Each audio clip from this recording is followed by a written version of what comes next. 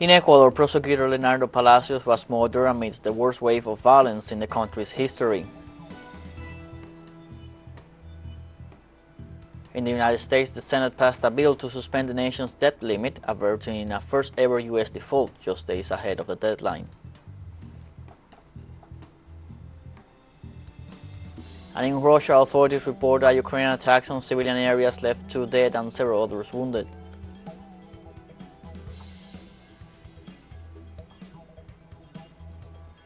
Hello, welcome to From the South. I'm Luis Alberto Matos from the TeleSUR studios in Havana, Cuba. We begin with the news. In Ecuador, on Thursday, authorities reported the murder of Prosecutor Leonardo Palacios in Guayas, in the southwest of the country. According to preliminary information provided by the police, the prosecutor was leaving his work activities in the company of a secretary. At around 7 p.m. local time, subjects traveling in a motorized vehicle shot repeatedly at Palacios' car, who was reported dead at the crime scene due to several shots.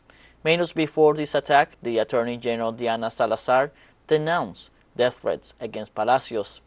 The murder of the prosecutor occurs in the midst of a militarization in Durán City ordered by the government to reduce the rates of violence.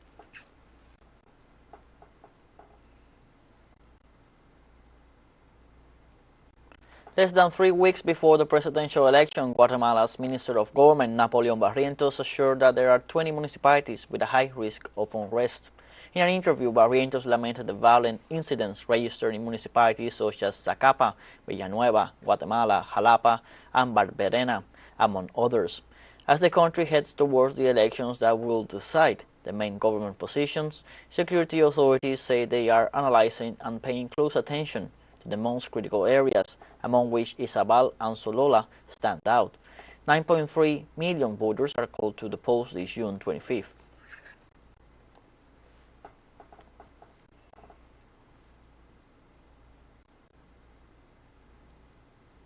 Bolivian President Luis Arce and his Argentinian counterpart Alberto Fernandez inaugurated an international interconnection line which will supply northern Argentina with electricity. The construction of the thermoelectric power plant in the Bolivian town of Yaguacua was completed in March 2018, while the Argentinian side was finished in May 2019, for a total investment of $364 million. The 120-kilometer interconnection line, of which more than 46 kilometers are in Bolivia and over 73 in Argentina, joins the Yaguacua substation in Bolivian territory with the Tartagal substation in Argentina. Bolivian President Arce referred to the project as a demonstration of the necessary Latin American brotherhood. It is an important project. As our Minister of Hydrocarbons has already mentioned, it has required investment resources. But beyond the investment, the important thing about this action is to consolidate this brotherhood, this friendship, this integration of two brotherly countries, such as our fellow Argentine Republic and the plurinational state of Bolivia, that consolidate integration and cooperation between the countries of South America, with these facts in practice and in reality. For his part, Argentinian President Alberto Fernandez highlighted the integrative work of President Arce in addition to the progress made in the recovery of the Bolivian economy. One of those pieces of evidence of how Lucha works in favor of its integrity, of its unity, of the progress of Bolivia, and of helping the progress of South America. One of those pieces of evidence is here. It is here, in this thermoelectric plant, which takes electricity to Argentina. On Thursday, Brazilian President Luis Inácio da Silva received his Finnish counterpart Sauli Niinisto in Brasilia for talks on trade and the environment. In a media briefing after their meeting, Lula said they had discussed their shared concerns over climate change, while Niinisto said climate action also presented an opportunity for greater cooperation. The conflict in Ukraine was also a point of discussion. Lula stated that Brazil was seeking to establish a way to end the conflict, while Niinisto stressed solid guarantees must be forged in order to forge a sustainable peace. Lula has voiced on several occasions the need for an international bloc mirroring the G20 to consolidate peace talks between warring countries. Also, Lula has reiterated his neutral position and assured that he is in talks with India, China, Indonesia, and other countries to build a bloc for peace policy in the world.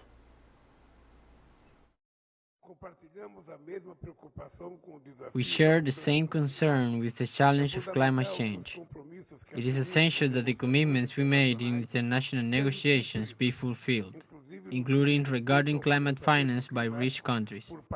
Each country must do its part within its responsibility. Brazil's policies on climate change, it is, like you said, the common will have to carry on our burden to take our share in saving the world, and that area keeps a lot of the possibilities of economic cooperation in biofuels, in communication, in circulation economies. In Uruguay, a historic sentence was handed down against military repressors Rubens Francia and Francisco Macaluso. Both were sentenced to 12 years and 6 months in prison for crimes against humanity. Criminal Judge Maria Elvia Merlo convicted the accused as accomplices to the crimes of deprivation of liberty and repeated torture. Francia and Macaluso were denounced before the Special Prosecutor for Crimes Against Humanity by a group of former political prisoners who were detained between 1975 and 1978 in San Jose City's Armored Infantry Battalion, west of Montevideo, the country's capital. Prosecutor Ricardo Percivalle praised the judge's decision.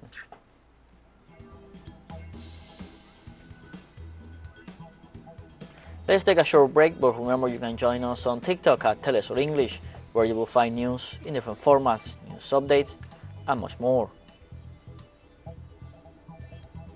All the stories coming up. Stay with us.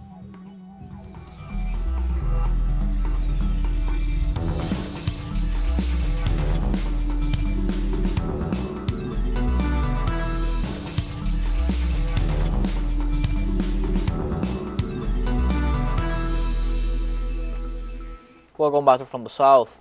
The United States Senate passed a bill on Thursday to suspend the nation's debt limit through January 1st, 2025, averting a first-ever U.S. default just days ahead of the deadline.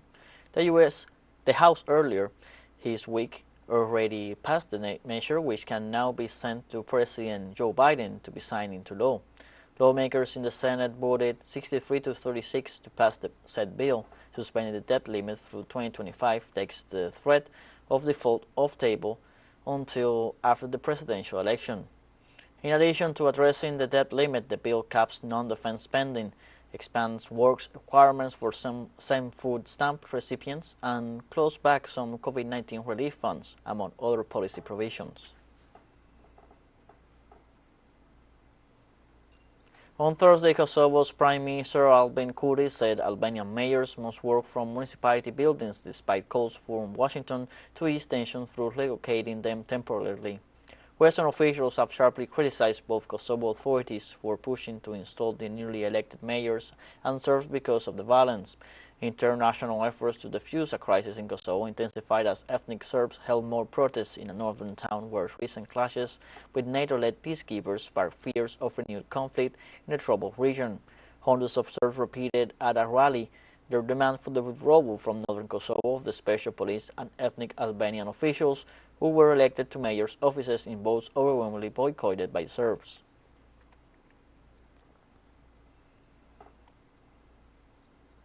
On Thursday, Portuguese judicial police, with support of the Navy, intercepted a yacht on the high seas suspected of being used to transport large quantities of cocaine between Latin America and Europe. The 16-meter boat arrived under escort at Lisbon Naval Base in the morning. Its sole occupant and skipper, a 53-year-old man, described for the time being as a foreigner, has been arrested. A search of the boat yielded significant quantities of cocaine. The skipper now will be presented to a judge for initial questioning. His arrest comes as part of Operation Monaco, launched in recent days. Also involved in the investigations are the U.S. Drug Enforcement Administration, the French National Directorate of the Intelligence and Customs Investigation of France, and the Lisbon-based Maritime Analysis and Operations Center and Narcotics.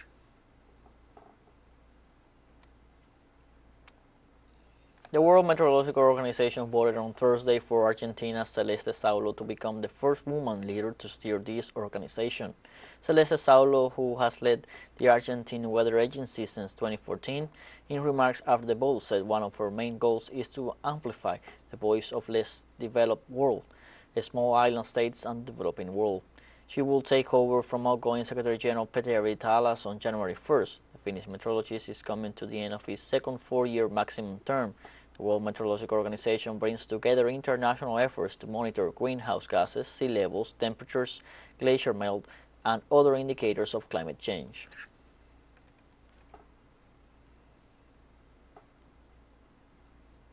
After her election, Celeste Salo said that in these times when inequality and climate change are at the greatest global threats, her goal will be to help strengthen meteorological and hydrological services to protect people and their economies. The main goal is to work for the member countries and territories and bring their voice, the voice of the less developed world, the small island states, developing world, working all together to achieve our priorities, and we have discussing during the Congress our priorities. Early warning for all is a key initiative. We will work on that. We will achieve that all together, working from each country, each region, with each member to be sure that we meet their needs. No, I am definitely optimistic. This result shows that people are optimistic and that we can change for the better.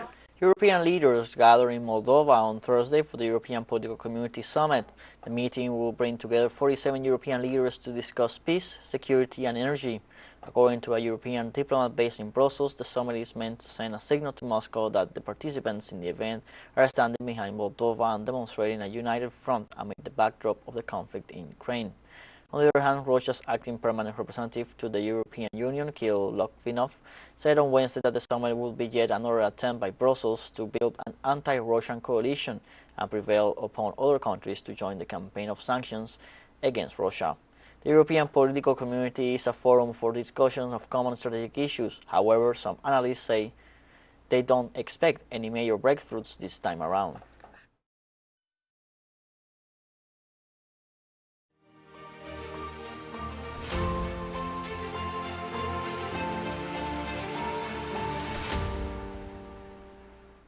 Ukraine carried out several attacks on Russian territory on Friday. For the first time, the authorities in Belgorod reported casualties. According to Belgorod Governor Vyacheslav Gladkov, a shelling attack injured 4 people in Belgorod, and preliminary information indicated a drone crash and sparked a fire at an oil refinery further south. Gladkov also added that 8 apartment buildings, 4 homes, a school, and 2 administrative buildings were damaged during the shelling in Cheverkinov, a village in the border region of Belgorod. The incidents came one day after a drone attack on Moscow where all 8 aircraft type unmanned aerial vehicles launched were destroyed.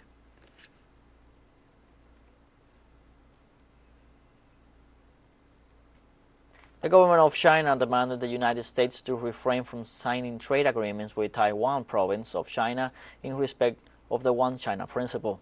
The spokesperson of the Chinese Foreign Minister Mao Ning affirmed that the action constitutes a serious violation of the country's sovereignty over the island, in addition to the fundamentals of the nexus between Beijing and Washington.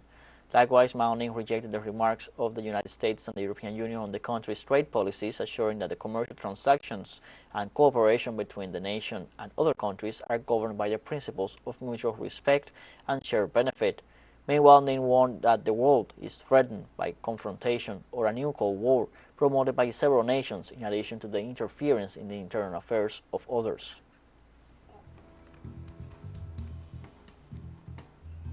TeleSUR English continues to grow. You can now tune in from 33 different African countries through StarSat. Dial 461 and enjoy our Latin American alternative broadcasts. One final short break. We'll be right back. Don't go away.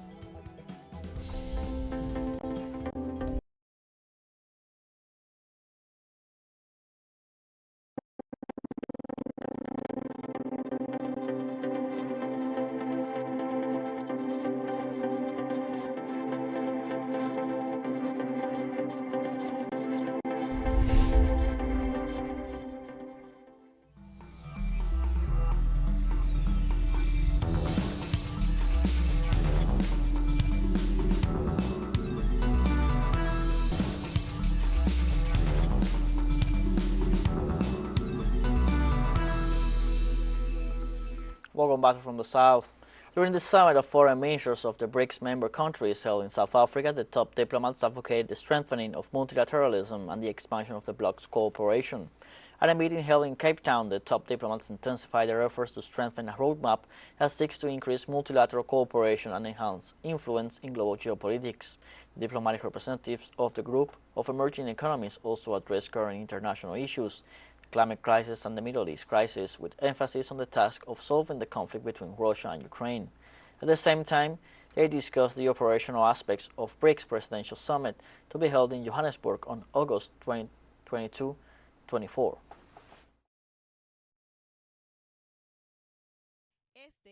This is a role we take very seriously, as we consider ourselves a mechanism of great admiration and support.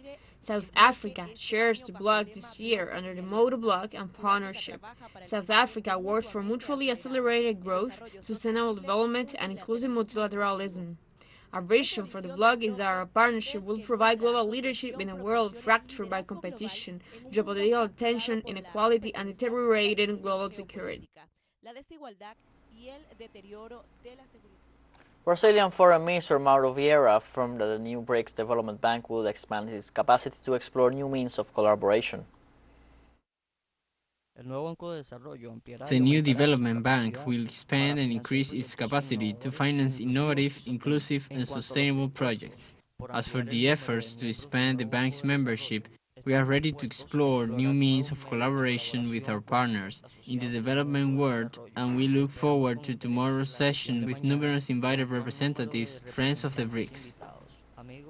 During his speech, the Russian Foreign Minister Sergei Lavrov said that the final declaration will contribute to the expansion of the BRICS group. First of all, regarding the approach to the expansion of our partnership, we hope that the joint statement prepared at the end of the meeting, which was agreed with the participants, will be a good contribution to the preparation of the leaders' statement. For his part, China's Executive Vice Minister of Foreign Affairs, Ma Xiaoshu, pointed out that the BRICS model has been actively expanded, reaching a consensus on cooperation. We have actively expanded the BRICS model. During the discussions, a very important consensus was reached on launching discussions on the expansion of the BRICS by continuously improving the attractiveness, influence, and cooperation of BRICS. Dear colleagues, the world has entered a new period of turbulence and change. China fully agrees with the theme of this year's BRICS cooperation set by South Africa and will fully support the work of the South African presidency. In an effort to stop and control the spread of cholera in the Hammanskraal township near South Africa's capital of Pretoria, Gauteng provincial government health agency established a field hospital in Kanana to handle the rising incidence of infections. The Department of Health has erected temporary tents to treat residents exhibiting symptoms of dehydration, vomiting, and diarrhea. Patients are given oral or intravenous hydration as soon as they arrive, with critical patients being transported to hospitals in Tshwane for additional care and admittance. The department has said in a recent statement that 229 people are currently hospitalized due to cholera, while at least 23 people have lost their lives.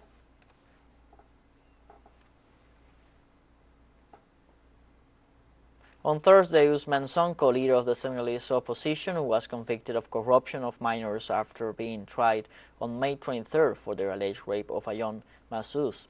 This verdict would disqualify him as a candidate in the next elections. The prosecutor requested a 10-year sentence for Sonko under accusations of rape, or 5 years for corruption of minors, and 1 more year for acts of threats and death. The court verdict also sentenced to 2 years in prison the owner of the beauty salon where the alleged rape took place, Deye Hakadi. She was charged with incitement to debauchery, dissemination of immoral images, and complicity in rape. We have come to the end of this news brief. Remember, you can find these and many other stories on our website, telesurenglish.net. You can also join us on social media, Facebook, Twitter, Instagram, Telegram, and TikTok. For TeleSUR English, I'm Luis Alberto Matos. Thank you for watching.